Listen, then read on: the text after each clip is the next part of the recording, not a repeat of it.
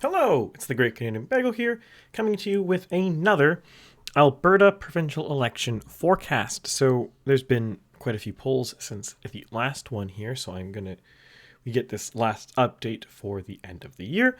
The election is coming out in May 2023, give or take, so about 5-ish months in practice here.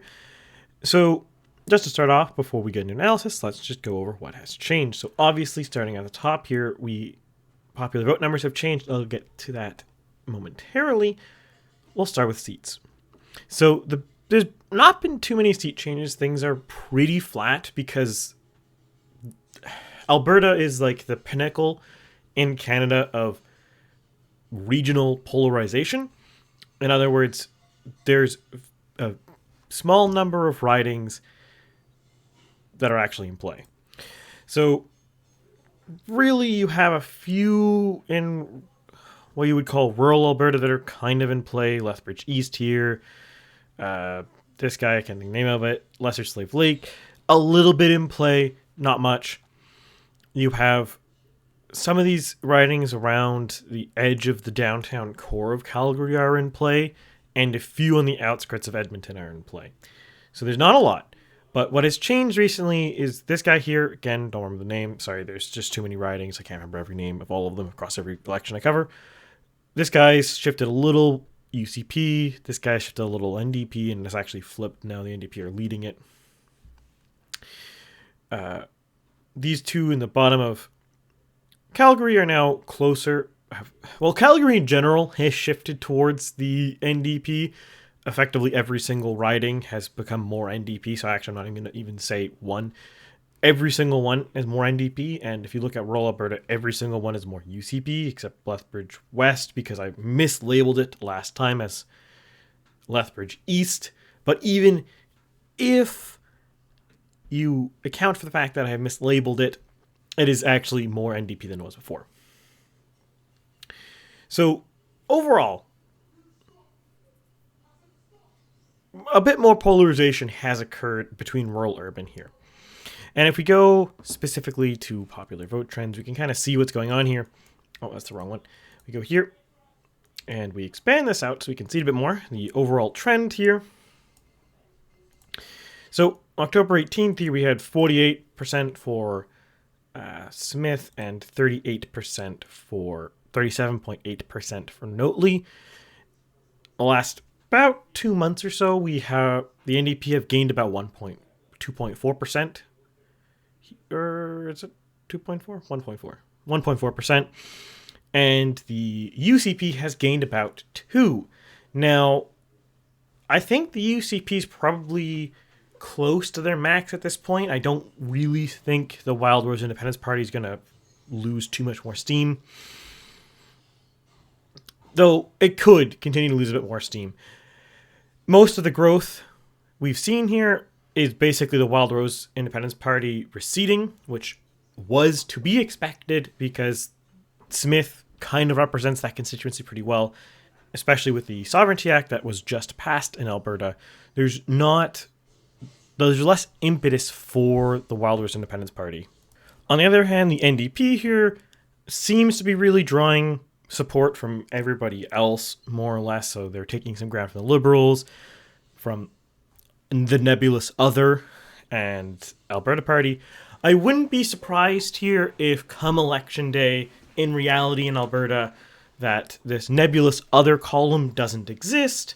I know right now in Alberta, there's both the Alberta Independence Party and the Wild Rose Independence Party both running, and technically speaking, I think most of the Other right now by polling is the Alberta Independence Party. I don't really see two separate independence parties meaningfully having a vote. There might be some small differences between the two of them, but in general terms, independence movements don't have a lot of steam, especially when you divide it across two parties, so I really don't see that going anywhere. And in practice, they'll probably both just recede into the background here, especially if Smith continues as she has. Now, these numbers might surprise you a bit. A lot of polls have been pretty bullish on the NDP.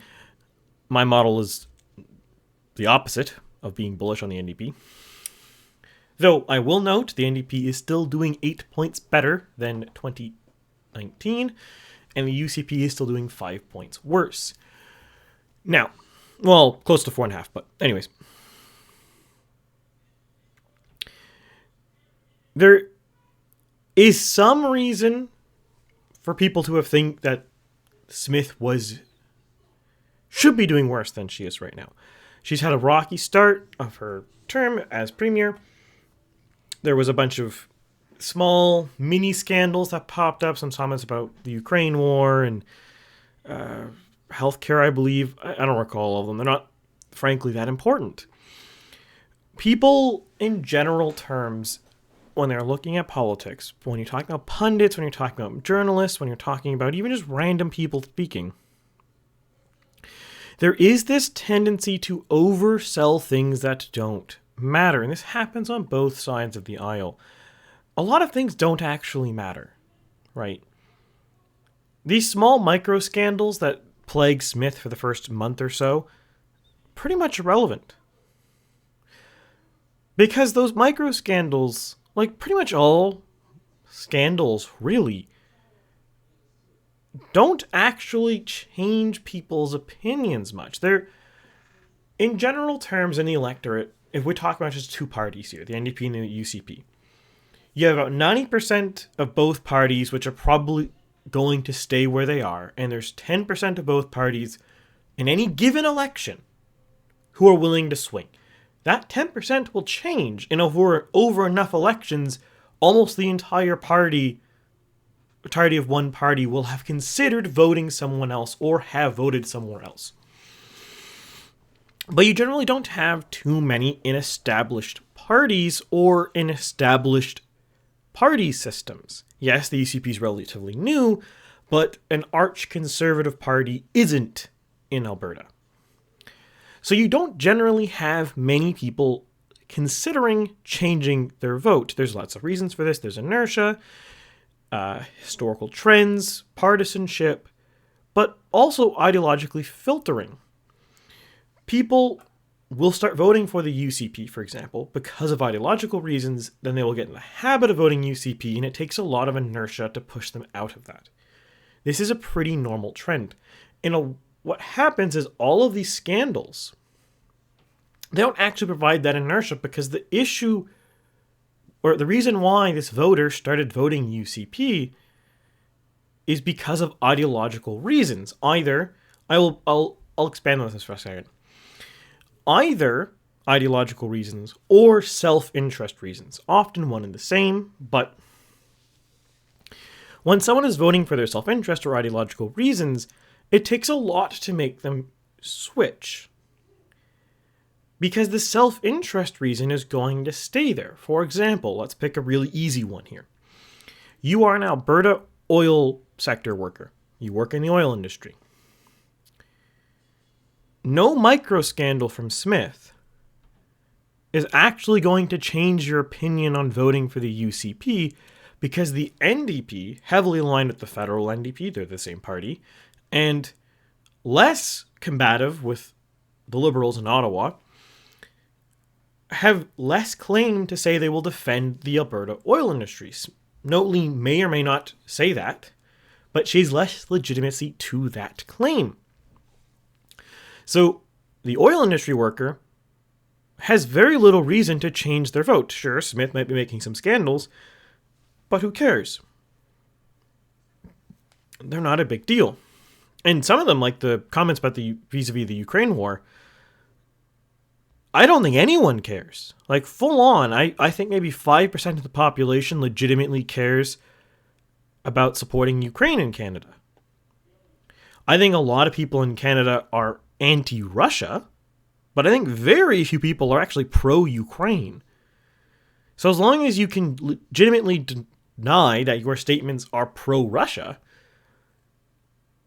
I don't think people really care. I don't think anyone, or sorry, not anyone, very few people are pro-Ukraine, because very few people know anything about Ukraine, and very few people have any attachment to Ukraine.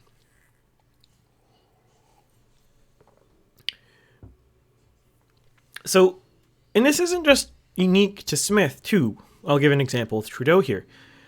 The infamous, for frankly, it's completely more for the meme worthiness of it than its usefulness. Trudeau's blackface scandal is a prime example of a scandal that literally doesn't matter. No one cares about it.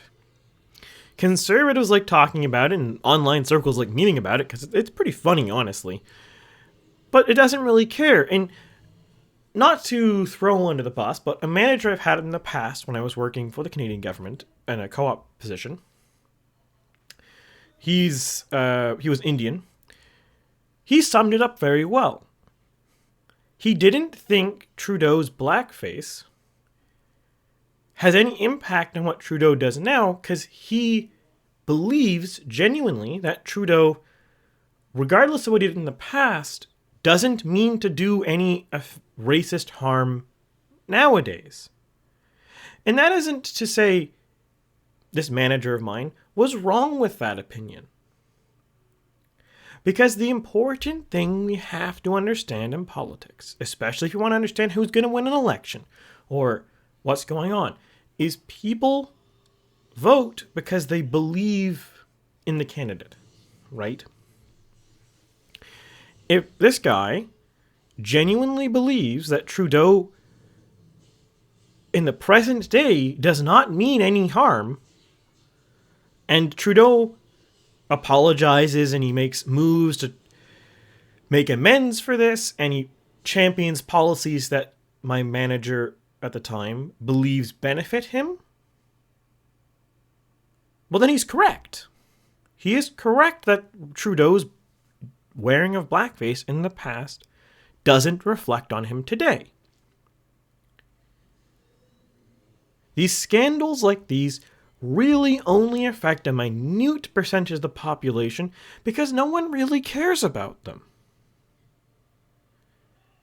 And you can name more and more scandals. Another relatively recent one, this is not a Canadian one, but Boris Johnson's Partygate scandals in the UK were also largely irrelevant. No one cared about them. Yes, you could argue they ended up causing him to having to step down as Prime Minister of Britain, but I would say that's misreading the situation. Boris Johnson had to step down as Prime Minister not because of Partygate, but because the polling in the United Kingdom was doing bad. Why was the polling doing bad? You look at the polls, you dissect the polls. It wasn't because Conservative voters en masse were swinging Labour. It was Conservative voters were no longer willing to vote. Why was that? Well, you could argue Partygate did not help, but in reality it all boils down to immigration in the UK. Core issues for the Conservative base, namely immigration, were being ignored by the Tory government. So they stopped having faith in them and they stopped caring. They became disenfranchised because they felt like their vote didn't matter. And that's really the case with most scandals, unless it's illegal or it's just so egregious. It doesn't matter. And this is going to get worse going forward. The reason why is the internet makes it very easy for a politician, especially media-savvy politician, to give this information to directly speak to their base, to their voters, and assuage them of any concerns they might have regarding any particular scandal you can name.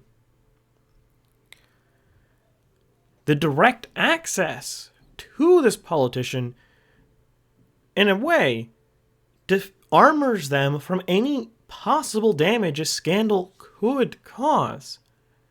Because the people who actually would vote for them have a direct path to see if there's legitimacy to this, or if their candidate is legitimately apologetic, or if it doesn't matter, or wasn't a real scandal, or was fake.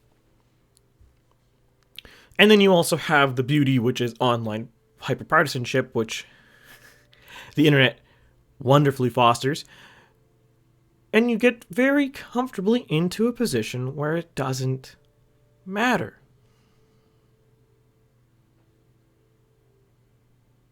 All of these micro scandals, they don't matter. Smith putting her foot in her mouth, doesn't matter. Doesn't matter.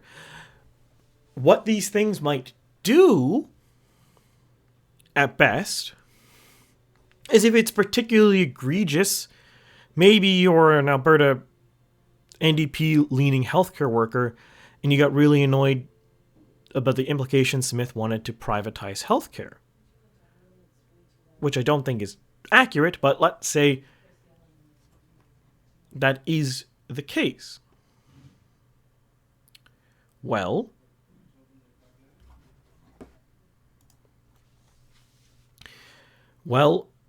what you get is these NDP-leaning healthcare workers might be more willing to vote because the scandal angers them in a way that motivates an anti-vote. It might matter in that regard, but the comments about Ukraine, which again happened before she was premier, so it's kind of a silly scandal to begin with, but that's going to motivate almost nobody.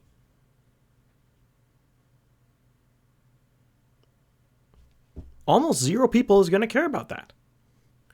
And then you actually get more concrete things that actually matter, like the passage of the Sovereignty Act. On paper, you look at polling, the Sovereignty Act is a controversial piece of legislation. A lot of people disagree with it, a lot of people agree with it. And that makes it a beautiful piece of legislation. That might be a weird thing to say, passing a very controversial bill, but when you pass a very controversial bill right before an election, which is 5 months away, what does that do? Well, it's pretty simple. That's going to make this bill a campaign issue, especially if Smith can find, at least to her base, a justifiable thing to use it on. That will make this a campaign issue. And that's intended. Smith seems, either by herself or through her team, to understand that to win an election, one of the core things you need to do is make a big wedge issue, effectively. You need to make a thing people are positively voting for. Smith, by passing the sovereignty bill, is telling Alberta Conservatives, if you're voting for Smith, you are voting for an Alberta government who will resist encroachment from Ottawa. You are voting for this resistance. Okay.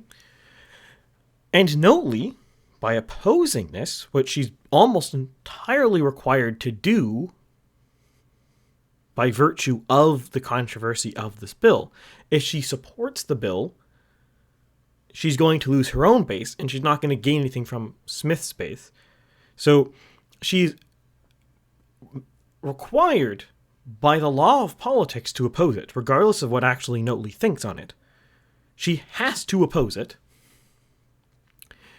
And by opposing it and campaigning against it, which she will also be compelled to do in order to prove that she's against it, will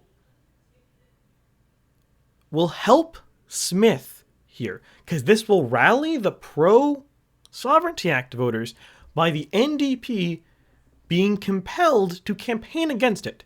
So she's going to campaign for it, and she's going to, by virtue of this, get UCP voters excited to vote for it. She's putting something positive for them to vote against. To vote for.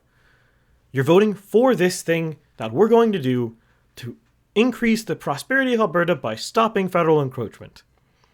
That is her positive campaign icon. And then she's going to force the NDP to do a negative campaign against this, as long as she can keep this the core issue of the campaign. And I think that is what her plan is. So she has basically put the NDP in an electoral trap. They have to oppose her bill, they have to campaign against her bill, but she wants them to do both of those things. Because the people who don't like the bill were probably never going to vote for her anyways. Especially look at polling, they're almost all NDP voters. So the NDP are not going to gain voters for it, because you don't really gain voters by campaigning against things.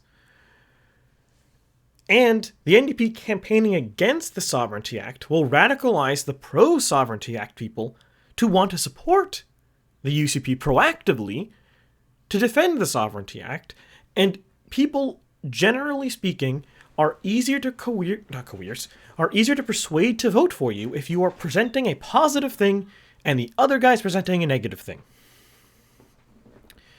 It is a very classic electoral trap that, to date, normally liberals have been using, or left-wingers.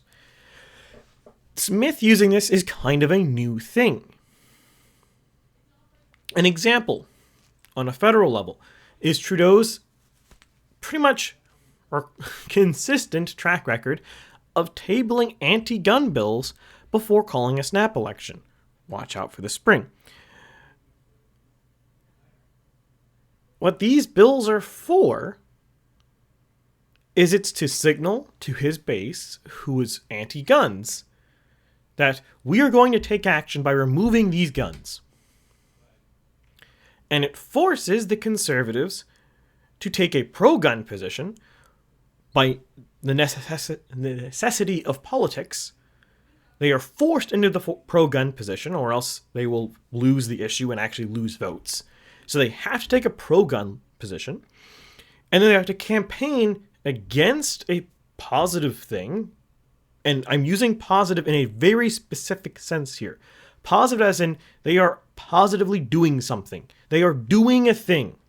Passing a bill to ban guns is doing a thing. Saying we're going to repeal a bill is kind of doing a thing, but it's actually undoing a thing. So it's a negative action. Now, this is true regardless of what these things are. You could think the positive thing is bad and the negative thing is good, but you're making negative legislation. You're undoing previous legislation. It's a negative bill. That's my terminology. Take it or leave it.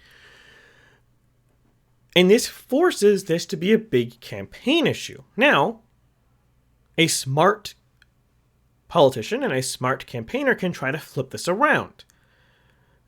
For example, on the gun issue, the Conservatives could try to campaign on a pro-gun position. Not just we're going to undo this legislation, we're going to enshrine rights, or we're going to do something or something. I don't know what Poilievre's doing, and I don't really want to speculate, and that's outside of the scope of this video.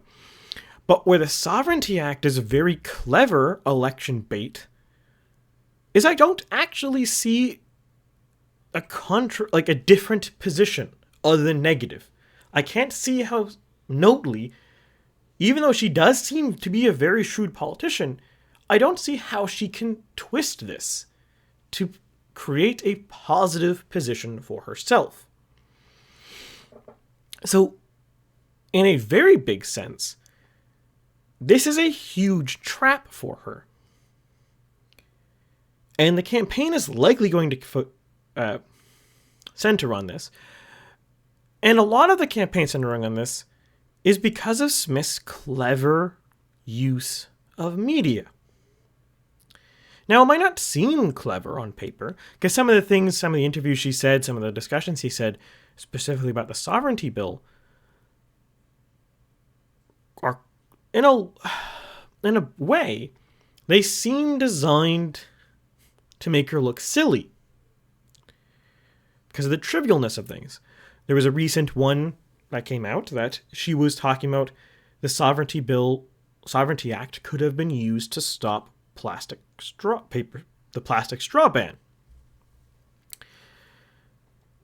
Now, whatever your feelings on plastic straws are, I think you can pretty safely agree to me that seems like a pretty trivial thing to use a big piece of legislation for. But the reason why this is a very clever idea is because I don't even say micro scandal here, but statements like this are going to maybe annoy NDP voters against are maybe going to cause UCP voters for the Sovereignty Act to kind of roll their eyes and be like, is that all you want to do? She's not. She's going to say other things probably close to the election. She's probably keeping that close to her chest. But it's not going to dissuade them, because technically it is living up to the T of the title. They are asserting Albertan sovereignty by challenging this. Fair enough. But it's going to cause the NDP, or more specifically, pro-NDP journalists, to write articles about why this is silly, or why this is going to provoke a constitutional crisis over straws, or whatever. And you want that. Smith wants that. If you are Smith right now, or you're Trudeau in the next election, it's going to probably be coming in 2023 if what the motions he's doing are what I think they are. You want the media cycle to be about your thing. Because the longer the media is talking about it, even if it makes you look bad on paper, as long as it only makes you look bad to people who will never vote for you anyways, well, that keeps the issue in the media. And in politics, like many things, any press is good press, especially when the press isn't hurting you with your core demo. All of the media thus far about the Sovereignty Act, every article, every journalist, every comment, hasn't hurt Smith with her core demo. But it's kept it as a big national news story.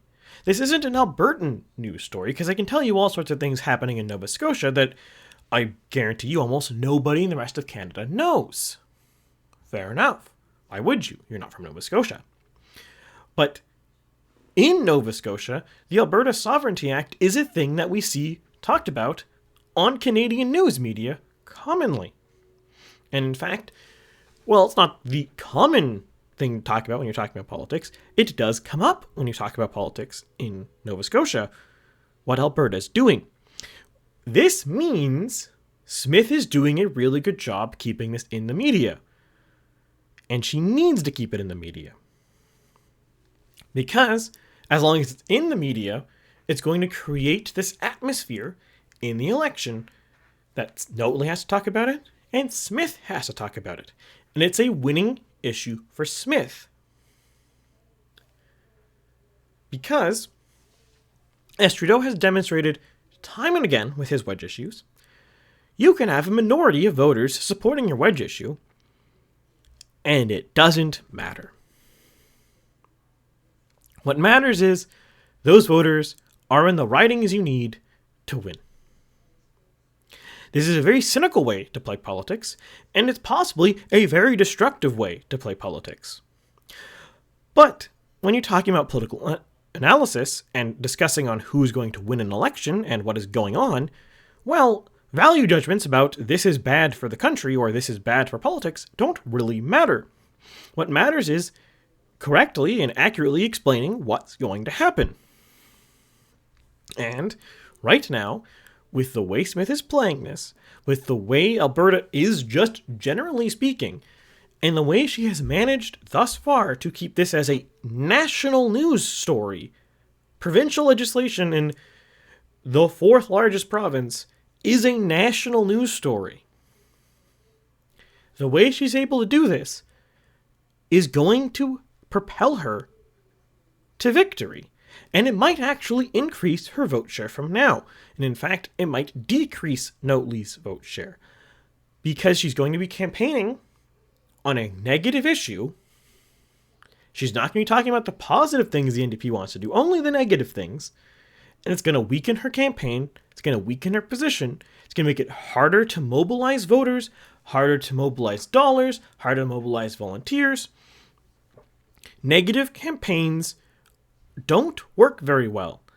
This is the one thing I think everyone should have drawn from, for example, the recent US midterms or the last two conservative federal campaigns. You don't win on negative campaigning.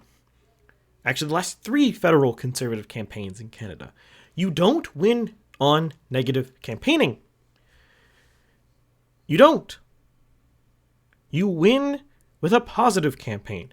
And everything so far looks to be set to trap Notley by pressure of media and her base into doing a negative campaign, because if she doesn't proactively come out against the Sovereignty Act and continue talking about it, especially as the media cycles on it and Smith is trumping it, she's going to take flack from the rest of her party, going to demoralize her base by not talking about it. By talking about it, she's also going to demoralize her base because it's not things that excite her base. Saying we're going to stop people from being the other guys from doing a bad thing if we win is like, great, we kind of expect you to do that. That doesn't proactively encourage people to vote. So, if this goes the way I'm seeing it going, and the way it seems to be going, I think it's pretty safe to say that Smith is set to comfortably win. And I'm not alone now on this. 338's also agreeing with me right now that the UCP is comfortably leading. We disagree on margins, but we agree on results. And anyone who strongly defers against this, maybe you are a prescient person who is seeing something the rest of us aren't. Maybe you're very lucky, but you're probably very wrong.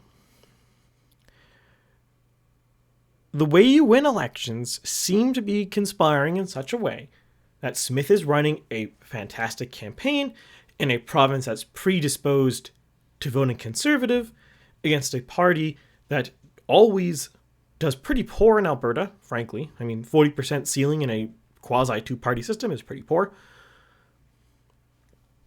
When the federal party and federal liberals, who are similar, are running campaigns that are doing things that are very anti-Alberta and hurt a lot of Albertans directly, apologies for that sound, all of the things are set in such a way Smith should comfortably win here.